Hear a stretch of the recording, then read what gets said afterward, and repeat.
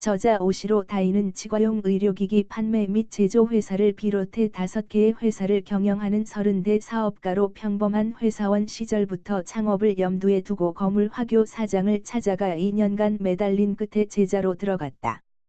1년간 화교 스승의 세심한 지도하에 노점상부터 해외 무역, 상장 기업과의 거래 협상까지 매번 새로운 비즈니스에 도전하며 화교 비즈니스의 모든 비법을 전수받았다. 그는 현재 여러 개의 회사를 경영하면서 세계 최고의 상혼 민족인 화교의 비즈니스 비법을 전파하는 화교 비즈니스 실천회를 운영하고 있는 일본 기업인이다. 중국에서 태어나 다른 나라에 정착하여 활동하는 사람으로 동남아시아에 특히 많이 분포하며 소수민족이면서도 현지의 정치, 경제에 상당한 영향력을 끼치는 사람들인 화교. 그들은 어떻게 세계 각지의 타국에서 부를 쌓았을까? 저자는 화교 사업가의 제자로 일하며 화교들의 비즈니스 방법과 그들의 마인드를 쉽게 설명해준다. 사업은 절대 혼자 하지 않는다.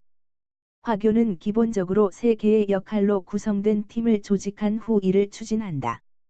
이들은 한 개인에게만 의존하지 않고 철저하게 팀 체제의 비즈니스를 운영해 나간다. 팀을 구성하는 3개의 역할은 다음과 같다.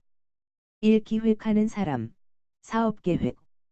2. 실행하는 사람, 업무 수행. 3. 돈을 내는 사람, 출자. 뭐든지 잘하는 사람이 될 필요는 없다. 화교의 비즈니스는 3개의 역할로 구성된 한 팀에 의해 움직인다. 이때 팀원을 뽑는 기준은 오직 실제 프로젝트에서 각자의 역할을 충실히 해낼 수 있느냐다.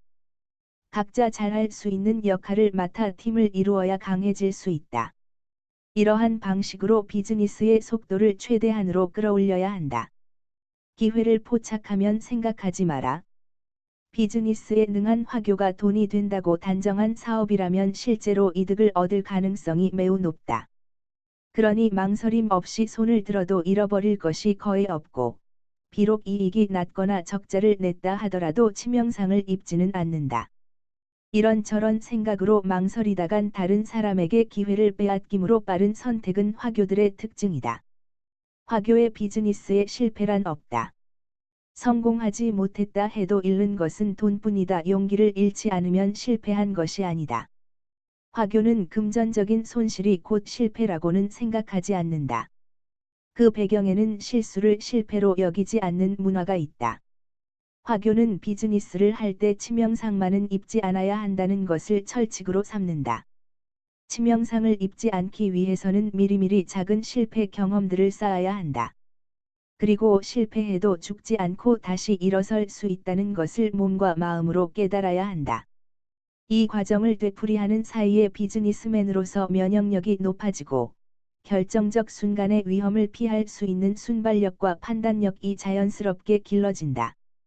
이러한 바탕 위에서 비로소 용기 있게 도전하고 성공을 쟁취해내는 불굴의 상혼이 길러지는 것이다. 또한 화교는 목적을 이루기 위해서라면 무릎을 꿇든 소매를 잡고 매달리든 한 번만 봐달라고 통사정을 하든 무슨 일이든 한다. 이들은 부탁 영업의 달인이다. 화교는 계약을 따내기 위해서 무릎 꿇는 것을 전혀 부끄러워하지 않는다. 오히려 그렇게 하지 않고 빈손으로 돌아오는 것이 훨씬 창피하고 체면 깎이는 일이라고 생각한다.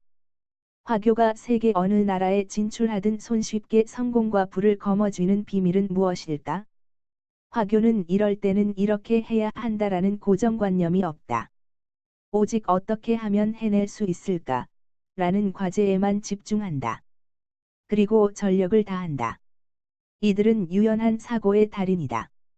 화교는 한쪽 눈을 감고 볼 때 딱 좋은 인재, 즉 조직과 어느 정도 가치관이 다른 인재를 환영한다. 이들은 직원이 저는 사장님과는 다른 방식으로 일해보고 싶습니다 하고 말하면 기꺼이 기회를 주고 북돋워준다.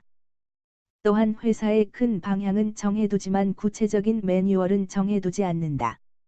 직원들이 모두 같은 방향을 향해 가는 것은 중요하지만 한 점으로 좁혀지는 것은 위험하기 때문이다.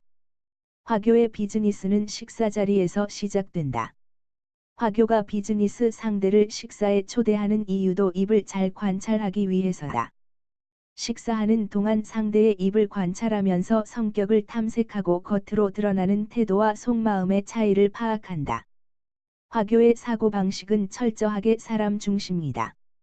화교는 다른 어떤 것보다 사람을 최우선으로 여긴다. 이들은 사람을 사귀는 데 필요하다면 싫어하는 애완동물도 기꺼이 기른다. 또한 사회규범이 아무리 중요해도 인간의 본질과 동떨어져 있다면 지키지 않아도 된다고 생각한다. 화교의 인간관계 기술의 핵심은 상대가 먼저 이익을 얻게 만드는 것이다. 이때 이익이란 대부분 금전적인 것, 즉 돈을 말한다. 화교는 상대에게 먼저 돈을 베푸는 방식으로 인간관계의 넓이와 깊이를 확장해 나간다. 화교는 비즈니스에서뿐만 아니라 일반 교제를 할 때도 상대에게 지속적으로 이득을 제공함으로써 나와 교제하면 반드시 득이 된다는 것을 각인시킨다. 몇 사람에게만 그런 사실이 각인되면 점점 더 많은 사람과 정보가 모여들게 된다. 화교의 사고방식은 결코 복잡하지 않다. 그들의 논리는 단순 명쾌하다.